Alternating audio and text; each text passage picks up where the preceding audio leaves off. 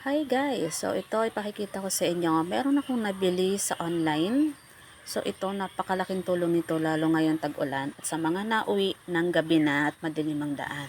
So guys, pakikilala ko sa inyo itong Orashare na flashlight. So ito guys ay hindi ko akalaing maganda talaga. Nung dumating sa akin to, agad ko na nga to sinubukan. So guys, tingnan ninyo kung gaano to kaliwanag, malapit man o malayo. So sa gabi, sinubukan ko na rin siya, malayo ang nararating ng ilaw niyan. Ito may tatlong kulay yan guys. So meron yang makikita nyo dyan sa box, may kasama yan. So dalawang klaseng ilaw po meron itong flashlight natin.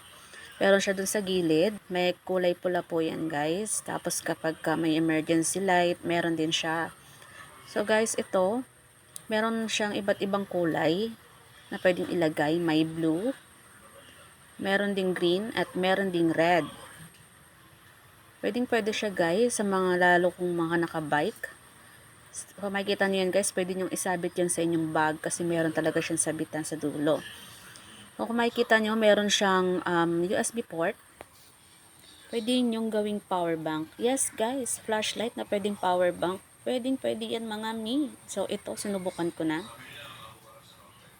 Kahit na gamitin niyo yan pang power bank guys, makikita nyo na hindi pa yan malulobat agad. So ano pang ginagawa nyo mga mi? Ilalagay ko na sa comment section ang link nito para mabili nyo na. Salamat!